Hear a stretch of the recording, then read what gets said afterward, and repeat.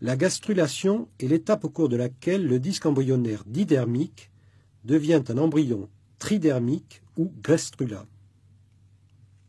C'est la période des troisième semaine, 3 couches cellulaires, 3 structures importantes, la ligne primitive, la corde et le tube neural. La ligne primitive. Au 15e jour, une fine structure linéaire ectoblastique se dessine à la partie caudale et médiane du disque embryonnaire. Son extrémité crâniale présente une petite dépression appelée nœud de Hansen.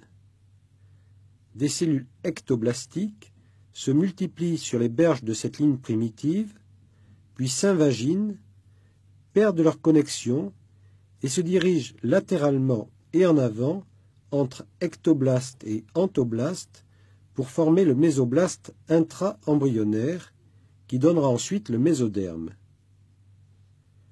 Sur les bords du disque embryonnaire, ce mésoblaste intra-embryonnaire entre en contact avec le mésoblaste extra-embryonnaire. La ligne primitive régresse ensuite. Des reliquats de la ligne primitive peuvent cependant persister. Le tératome sacrococcygien a pour origine ces reliquats de la ligne primitive. La corde dorsale.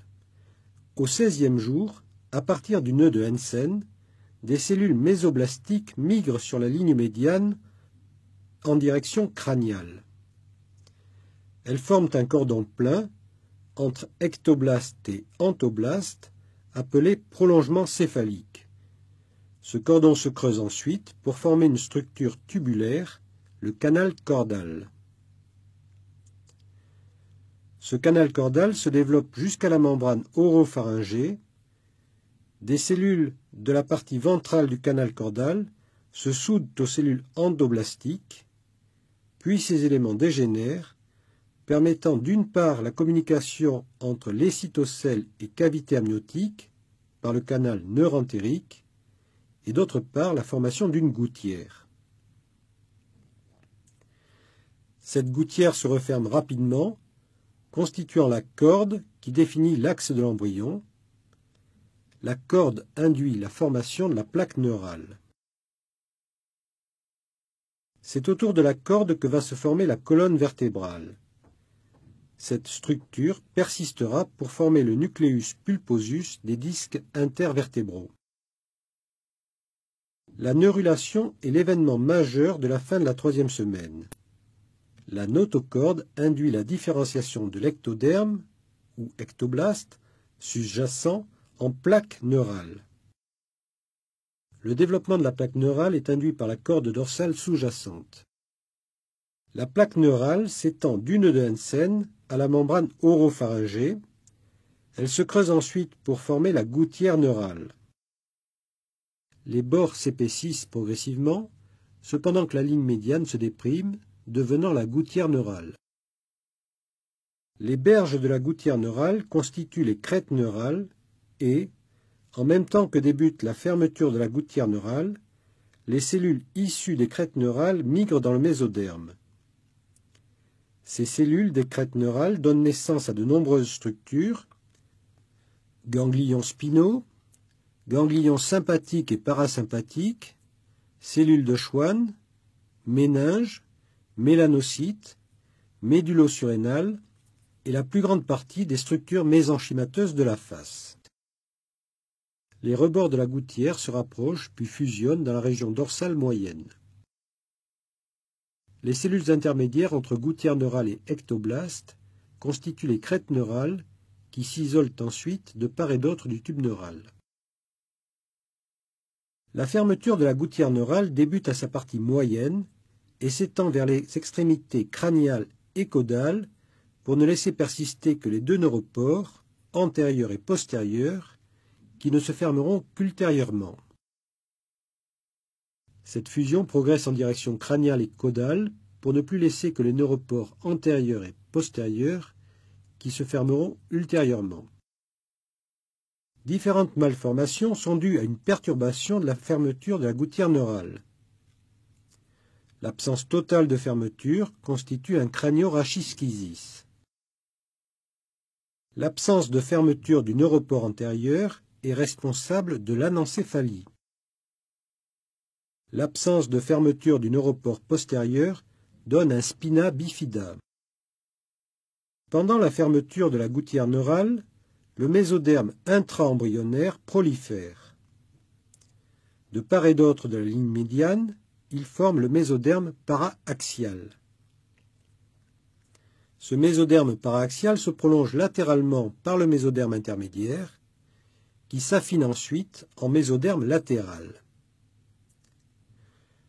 Le mésoderme latéral se dédouble pour limiter le cellum interne, ébauche des cavités de l'organisme, péritoine, plèvre et péricarde. À la fin de la 3e semaine, le mésoderme paraaxial se segmente pour former les somites. Cette segmentation débute dans la région crâniale. L'air cardiaque occupe alors une position crâniale en avant de la membrane oropharyngée. Dans cet air se forment les 2 tubes cardiaques qui vont ensuite fusionner. Cette ébauche cardiaque commence à battre à la fin de la 3e semaine et le sang circule dans le système vasculaire primitif. Un des événements majeurs du début de cette période est la délimitation de l'embryon, c'est-à-dire le passage d'un disque tridermique à un embryon sensiblement cylindrique. 3 plicatures permettent cette délimitation dans un plan transversal, c'est la plicature transversale, et dans un plan longitudinal, ce sont les plicatures crâniales et caudales.